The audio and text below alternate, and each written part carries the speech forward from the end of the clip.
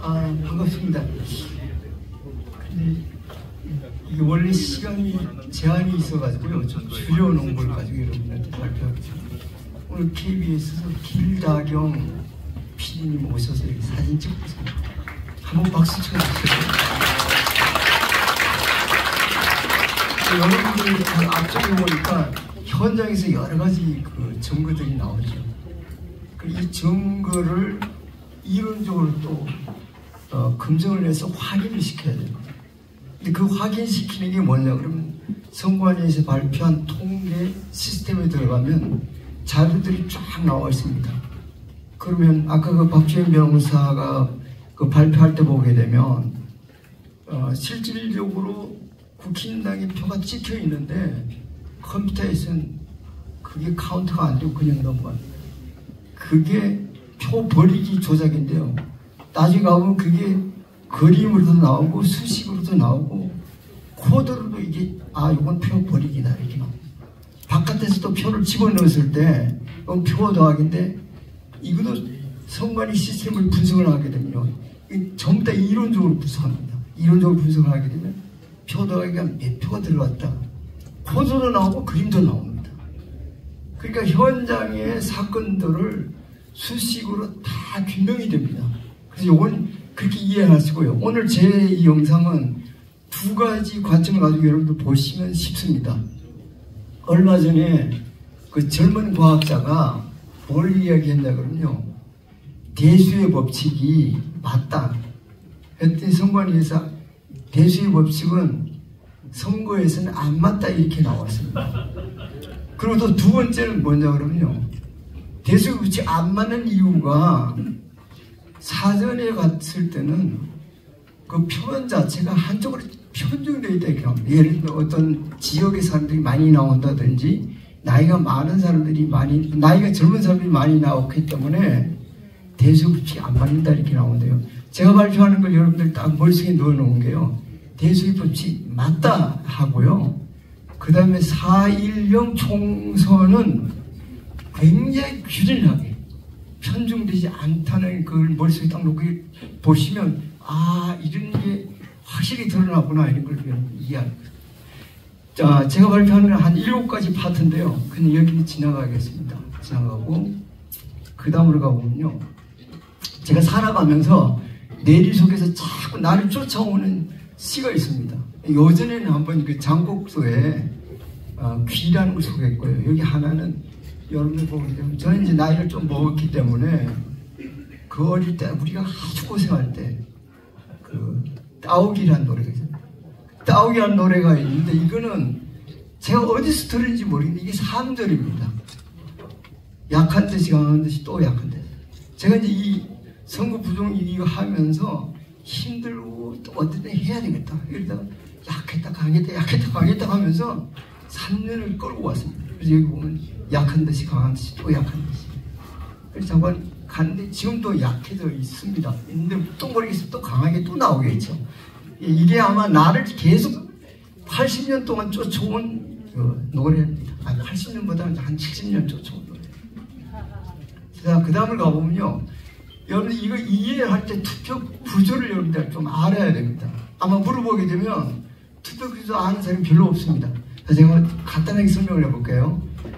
종로 9 하나만 하겠습니다. 종로 9 하면 투표가 17개 동으로 되어 있습니다. 예를 들면 청운 효자동 쭉 가서 17번 수민 2동 이렇게 나옵니다. 그럼 투표소 안으로 들어가게 되면 투표동 안으로 들어가면 투표소가 나옵니다. 예를 들면 청운 효자동 하면요 1투표소, 2투표소, 3투표소. 그래서 종로 9 그러면 17개 선거동이 있습니다. 한 구에서 17개 선거동이 있고 43개 투표소로 이루어졌습니다.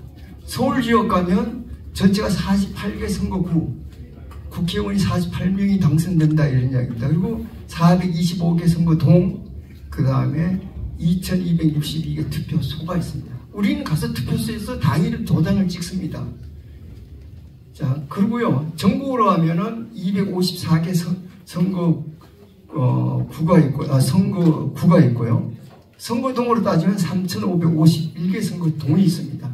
그 다음에 투표소를 따지면 막 10,000개 이상 있습니다. 자, 이런 투표 구조를 여러분들 머릿속에 넣어놓고요. 그 다음으로 넘어가 볼게요. 가면 그 투표는 어디서 하느냐 그러면 표에 보게 되면 들여다보면은 잠깐 봅시다. 제가 그게 없는데 들여다보면은 당일 투표는 투표소에서 합니다. 그리고 선관위 시스템에 들어가면 투표소에서 한 게 선거 동호로도 발표가 되어 있습니다.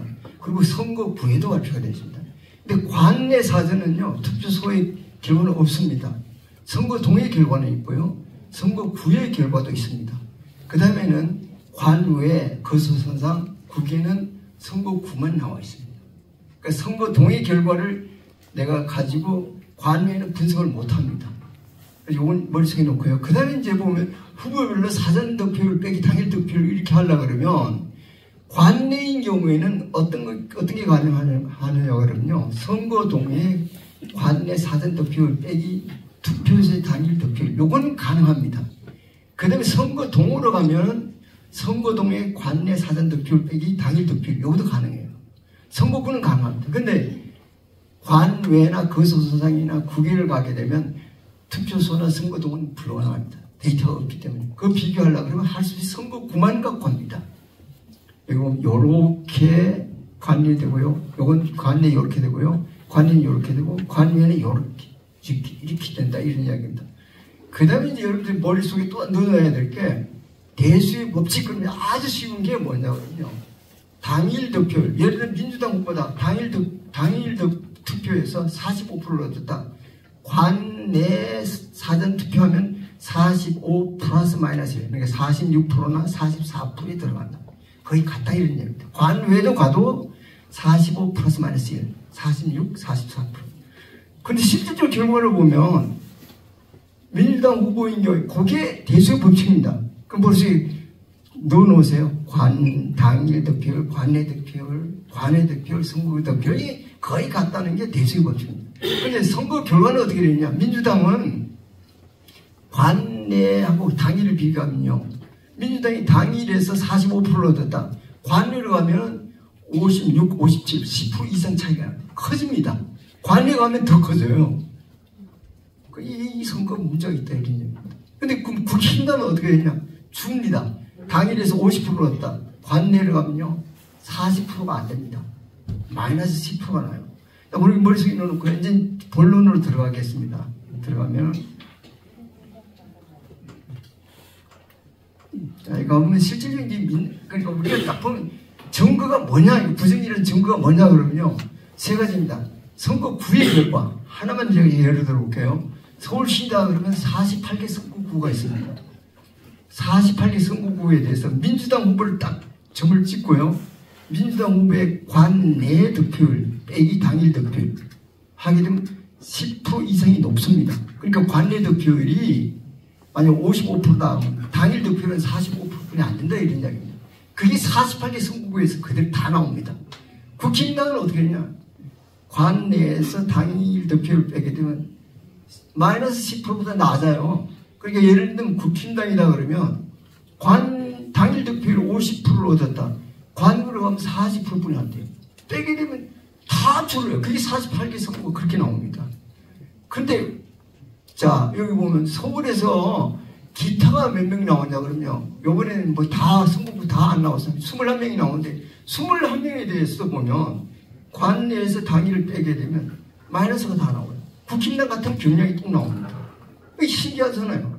근데 이게 전국적으로 가보면 전국 민주당 후보가 245개 선거구 10개, 9개는 안 나왔습니다. 그 다 관내하고 당일을 뺐더니 민주당은 관내가 다 10%가 높아요. 국힘당은 어떻게 하냐면 254개가 다 나왔는데 관내하고 당일을 뺐더니요. 당일이 50이다면 관내는 다 40%에서 그것들 떨어졌고 관내 당일 빼면 다 마이너스 나와요. 그럼 이런 현상은 일어날 수 없는 상황입니다. 이 말은 뭐냐 그러면요. 245개에 갔더니 시체가 사체가 240개 그게 혈흔이 많이 묻어 있는데 들어보니까 요건 좀 이따 이제 하겠습니다. 어쨌든 요거는 문제가 너무 심각하다. 근데 이게 선거구 선거구만 이런 것이 아니라 그 다음으로 가보면요. 선거동 봐봐요. 여기도 하나만 해볼게요. 서울 시내 425개 선거동이 있습니다. 선거동인데 여기도 보니까 425개에서 민주당 후보는 관내 득표율이 당일 득표율보다 10% 이상 높아요. 근데 국힘당은 10% 이하로 다 낮아요. 근데 이게 425개에서 어떻게 이런 현상이 일어나요? 이걸 전국적으로 보니까 3,551개에서 대강 98%가 민주당 후보는 관내 득표율이 당일 득표율보다 10% 다 이상 높아요.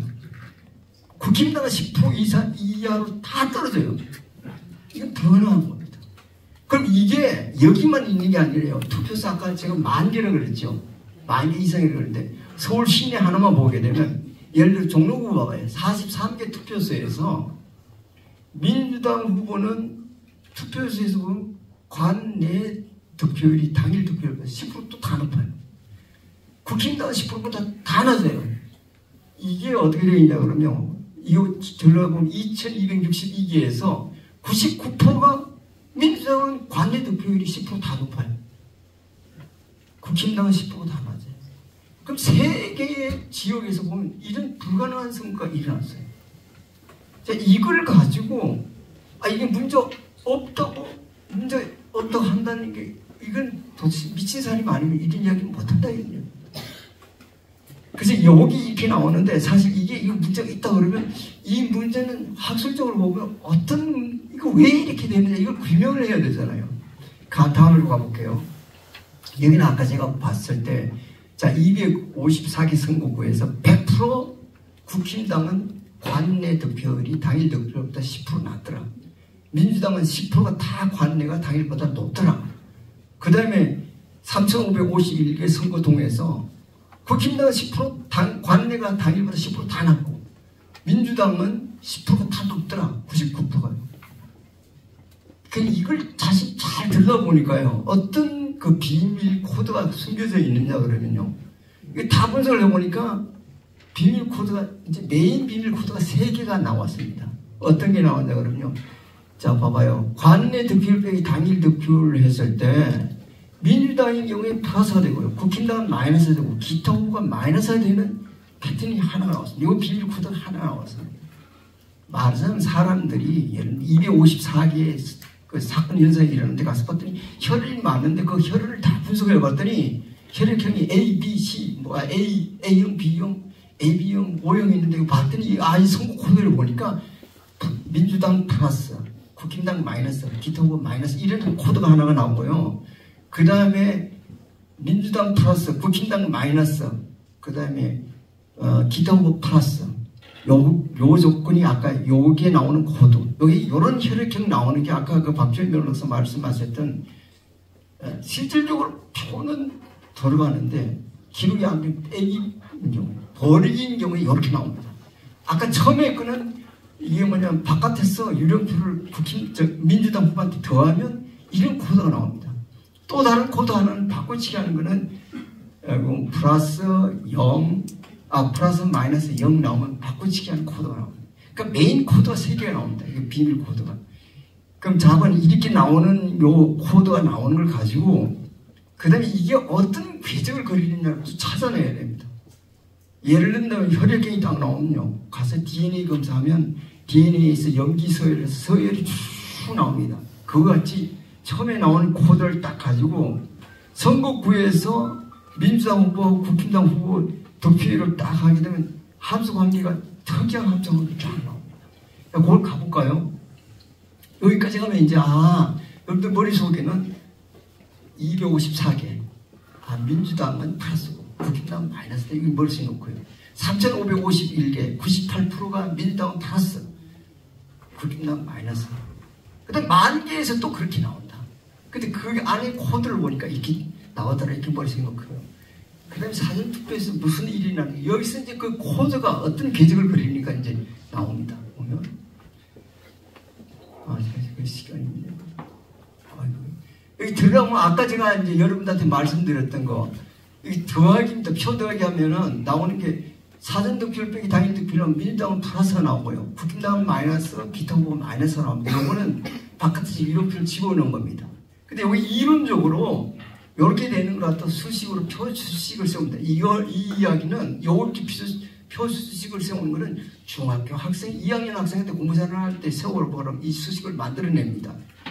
특히 대학교 1학년만 나오면 가서 딱 만들어놓으면 이 수식 금방 만들어냅니다. 이거 하나만 설명드려볼까요? 총득표수 하면요. 조작되기 전 총득표수에서 조작된 표를 넣으면 이게 선관위에서 발표한 총득표수가 나옵니다. 민주당 후보하면요. 조작되기 전 표 더하기 조작된 표 바깥에서 넣는 표 하게 되면 선관위가 발표한 표가 나옵니다. 국힘당은 안 바뀌었죠. 여기 바깥에서는 국힘당은 바깥에서 안 넣으니까. 그러면 조작된 거나 조작되기 전이나 조작된 후나 똑같습니다. 기타 후보도 똑같아요. 그래서 이 수식에서 조작되기 전 총득표수로 나누게 되면 이런 당일 득표율 나오고요. 관내 득표율 사이에 이 함수관계 하나, 둘, 세 개가 나옵니다. 여기 잘 들여다보면 여기 안에 보면 중학교 2학년 때 나옵니다. 요 앞에 여기 보면 기울기를 보면 여기에 1 플러스 알파분의 1. 요거는요. 기울기가 1보다 작습니다. 그 다음에 여기 보면 절편은 0보다 크지요. 근데 국힘당 후보하고 기타 후보를 하면 기울기가 같습니다. 이걸 좌표 평면에 그리면요. X축을 당일 득표율로 놓고 Y축을 사전 득표율로 놓으면 민주당 후보는 바로 이런 그림을 그리는 겁니다. 선형함수 1차 함수면서요. 국힘당하고 기타 후보는 똑같은 식인데 이걸 그려냅니다. 근데 여기 보면 조작된 게 민주당 후보만 조작이 되어 있습니다. 그럼 민주당 후보하고 기타 후보를 빼내서 표현을 만든 다음에 그림을 그리면요. 민주당은 조작됐기 때문에 위로 이렇게 나옵니다. 기타 후보는 아래로 이렇게 나옵니다. 그러면 이 표본에서 민주당 후보 제외하고 조작된 거 제외하고 국힘당 후보 조작되지 않은 겁니다. 기타 후보를 하게 되면 당일 득표를 하고 관내 사전 득표를 하면 같아야 됩니다. 이게 뭐냐 그러면 대수가 없습니다. 대각선끼리 점이 쭉 다 올라가야 됩니다.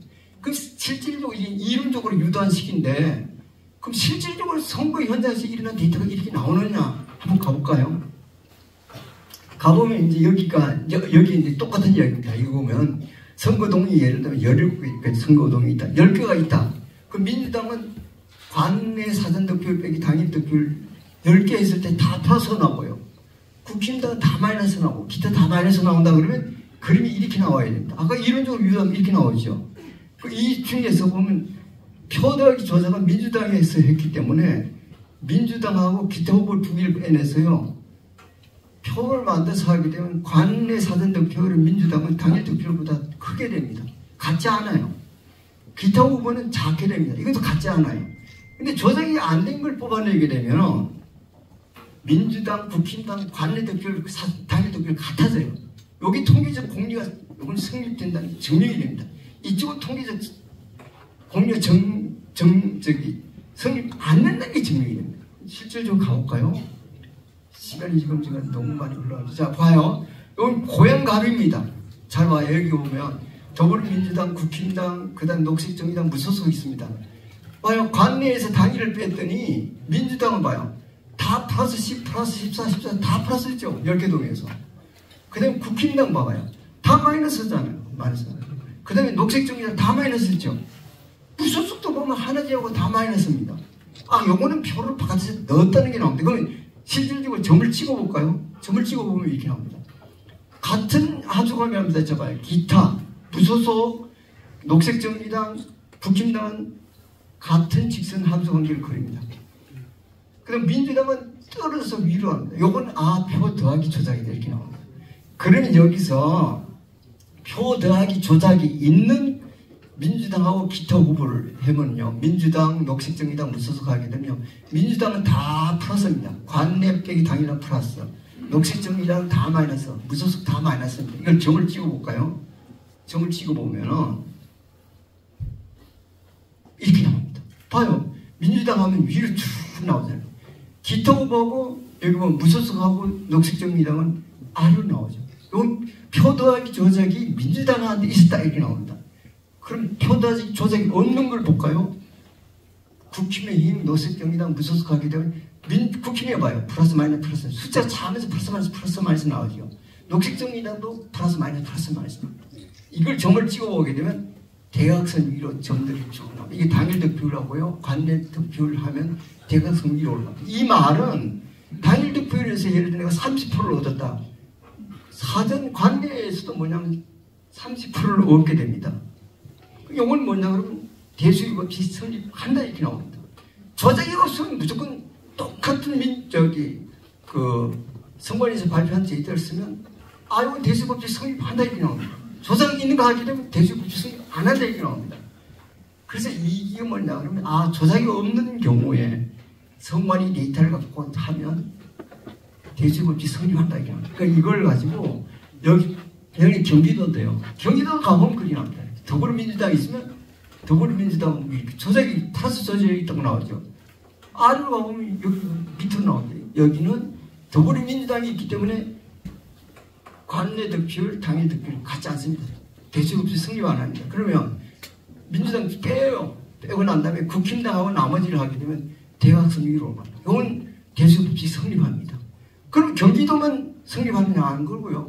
전국으로 가봐도 똑같습니다. 전국으로 가보면 더불어민주당이 있는 경우에는 표 더하기 있는 조작으로 쭉 위로 나옵니다. 이건 뭐 기타 후보에서 이렇게 여기는 전부 다 전국적으로 서울, 경기, 그 다음에 여기 인천 뭐 이렇게 해서 민주당은 다 관내에서 단위를 빼면 다 플러스입니다.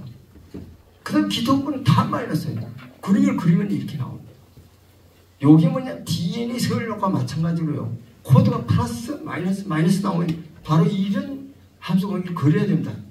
민주당인 경우에. 그럼 국힘당하고 나머지를 보면 대각선 위로 올라가서 어떻게 하면 요건 대수입 없이 성립한다 이렇게 딱 나옵니다.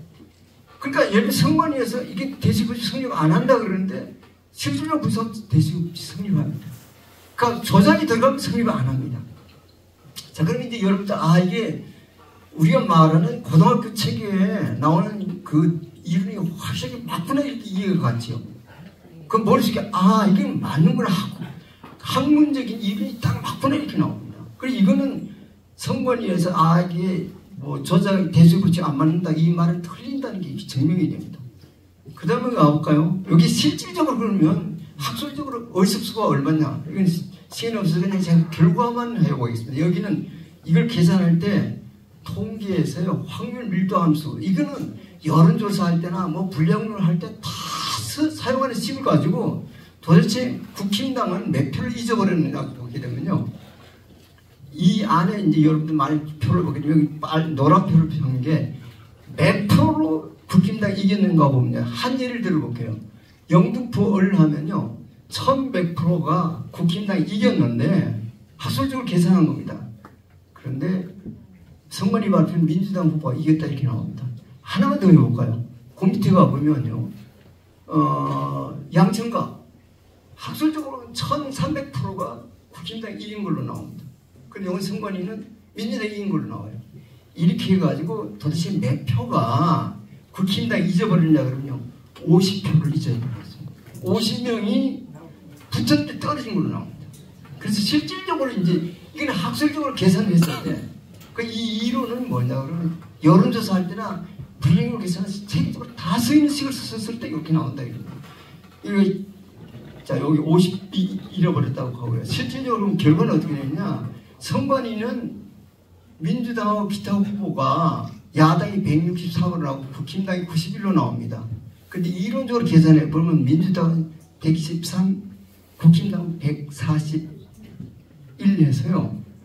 국힘당이 여당이 다수당이 됩니다.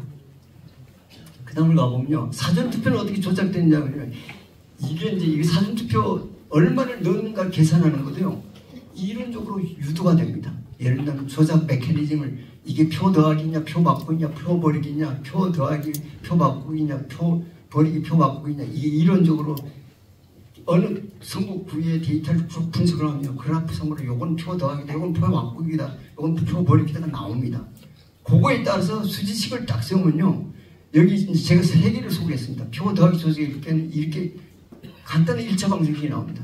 표 바꾸기도 이렇게 나오고 표 버리기도 이렇게 3가지가 딱 나옵니다. 그럼 이걸 간단하게 집어넣으면 선관위 데이터를 집어넣으면 몇 표가 더해졌다는 게 계산이 됩니다. 자, 가볼까요? 서울 시내 사전 득표수가는요. 종로구 그러면 계산하게 되면 9,778표에서 약 10,000표가 사전투표에서 집어넣은 걸로 나옵니다. 그래서 서울 시내 전체를 보면요, 한 10,000표, 9,977, 한성구보다 한 10,000표가 들어갔다는 게 나옵니다. 아까 빳빳한 투표지에 들어갔다 개선돼서 이렇게 나옵니다. 선거구로 가볼까요? 선거구로 가보면 한성구보당 대강 14,000표. 그러니까 관내도 있고 관외도 있고 기타도 있고 뭐 이렇게 나오잖아요. 그거 하게 되면 14,000표가 바깥에서 들어갔다 이렇게 계산이 돼 나옵니다. 이제 이렇게 돼 있고요. 근데 여기 또 더 중요한 게 여기 이제 제가 아까 말씀드렸죠. 뭘 드렸냐고. 선관위에서는 사전 투표는 투표자가 편중이 돼 있다고 그러는데 그거 아니라는 걸 제가 이제 말씀을 드릴게요. 가보면 선거관리위원회는 유권자의 의식조사를 3번에 걸쳐서 합니다. 그러니까 4.10 총선이다 그러면 4.10 총선 전에 2번 여론조사, 의식조사를 합니다. 그리고 4.10 총선이 끝난 다음에 바로 또 의식조사를 해요. 뭘 하느냐? 당신은 당일 투표를 했습니까? 사전투표를 했으니까 이게 나옵니다. 그럼 그걸 한번 제가 들여다볼게요. 여기 들어가 보면 4.10 총선 때 3번을 냈는데요. 자, 4.10 보면요. 첫 번째가 1월 18일에서부터 3월 18일, 19일까지 한 번 하고요. 그다음 3월 30일, 4월 2일까지 또 한 번 합니다. 그다음에 4.10 총선이 끝난 다음에 4월 11일에서 5월 1일까지 한 번 합니다. 그래서 보면 여기가 내가 투표한 거 얼마나 뭐 이런 게 나오는데요. 이제 결과를 딱 보면 어떻게 나오냐면요. 세 번째인데 내가 투표하고 난 다음에 와갖고 여론조사를 딱 했더니 이거 의식조사를 했더니 사전투표 기간에 사전투표를 한 게 38%입니다. 당일 투표한 게 61%입니다. 그럼 여러분 머릿속에요. 사전투표를 얼마나 했냐면 38%였구나 머릿속에 넣어놔요. 그 다음을 가볼까요? 그 다음에 요게 뭐냐 그럼 여기는 이게 여론조사를 할 때 분포가 어떻게 되는가 나와 있습니다. 처음에 봐봐요. 성별 보면 남자 여자 비슷하게 인구 성별과 비슷하죠. 저쪽 49.5, 50점 비슷하게 있죠. 한중 편중이 안 되어 있습니다. 연령대별로 봐요. 30대, 40대, 50대, 60대, 70대. 여기 보면 인구의 비례에 따라서 조사를 한 거예요. 또 가보면 직업과 권력별로도 비슷합니다. 그 다음에 직업별, 학년별 이렇게 해가지고 우리나라 실질적으로 인구의 인구와 같이 조사합니다. 편중된 게 없습니다. 그게 나온 게 아까 보면 4.10일 때는 관내 38%, 당일은 62%. 그러니까 이 데이터는 편중이 안 돼 있다 이런 얘기입니다. 아주 균일하게 그 인구의 성격과 똑같이 했다 이렇게 나옵니다. 그럼 이걸 가지고 실질적으로 이제 여기 보면요. 이게 4.10 총선입니다. 22대 총선일 때 38%를 사전에 했다고 그래요. 그럼 62% 당일입니다. 자, 저거 하나만 놓고요. 다음으로 가볼까요? 그럼 선관위에서 실질적으로 의식조사를 하고 그 다음에 선거 결과를 발표했는데 딱 하나 들어가 볼까요? 여기는 실제 선거 결과는 47%가 나옵니다. 여론조사는 여기 보면 의식조사는 47%. 왜 10%가 더 높은냐 이거. 이걸 99% 신뢰 구간으로 따지면요. 이 수치는 저 의식조사의 300배가 큽니다. 이거 불가능하다 이렇게 나옵니다. 그럼 딱 하나만 더 해볼까요? 여기 보면 1대 총선 보면 여기 29%죠. 여기 보면 40%죠. 10% 높아요. 대선도 높아요. 그러면 여기 이야기가 무슨 문제 나오는 딱 10%는 더 넣었구나 이렇게 나옵니다. 그래서 이게 진짜 이렇게 조사를 3번에 걸쳐서 있는 이 정확한 조사를 보면 하나는 반드시 거짓말입니다. 투표가 거짓말이든 안 그러면 의식조사는 거짓말이 두 개가 중요해요. 근데 이걸 의식조사를 기반으로 해가지고 제가 표 더하기를 얼마나 하는가를 계산을 해보면요. 요것도 이론적으로 계산을 합니다. 보면 제일 작게 22대 총선에서 제일 작게 표를 집어넣은 게 250만 표가 들어갔다고 나옵니다. 많게는 570만 표가 들어가고 대표값은 440만 표. 요거는 뭐냐 그러면 여러분들 항상 보면 통계적으로 보면 평균값이 있고 99% 신뢰 구간에서 예를 들면 45% 얻었다 그러면 99% 신뢰 구간 44%. 6%. 그러니까 제일 큰 거 비율하고 제일 작은 거 비율하고 평균치이긴 합니다. 대표값은 440만, 250만. 대선 한번 가볼까요? 여기 21대 총선하면 360, 대표값 480, 580만 원 하고요. 그 다음에 20대 대선 가보면 차수가 350만, 평균은 500만 표가 더 들어갔고요. 크기는 670만 표가 들어가서 이게 이론적 계산에 의하면 저렇게 나옵니다.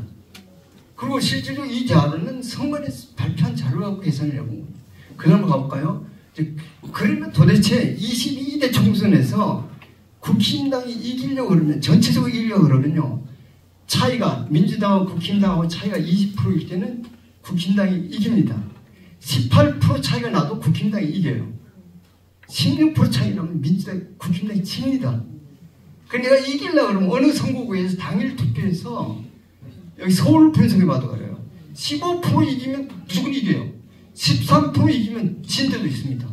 경기도 가면요, 최소한도 당일 투표에서 10% 이상 이긴 데는 무조건 다 이겨요. 9% 이겼다 떨어집니다. 그게 보면 서울, 경기 쭉 내가면 그게 그림으로 쫙 나오면서 데이터 딱 플러팅을 하면요, 그림을 서울은 13%가 기점으로 13%보다 국힘당이 더 이겨야지 이기는 거구나. 예를 들면 11% 이게 떨어지는 거구나. 함수 1차 함수 가면 그림이 딱 나옵니다. 경기도 가면 10%가 이렇게 나옵니다. 그래서 그게 이제 지역별로 조금씩 다른데 조금. 그래서 여기 가보면 이제 그렇게 돼 있고요. 21대 총선 가게 되면 마찬가지입니다. 18% 정도 가게 되면 차이가 18%하면 떨어져요. 그 다음에 대선 가게 되면요, 그러니까 21대 윤석열 대통령 됐을 때 18% 차이가 나면 이겨요. 그러니까 윤석열 대통령이 18%를 이재명 대표 후보보다 이기면 이겨요.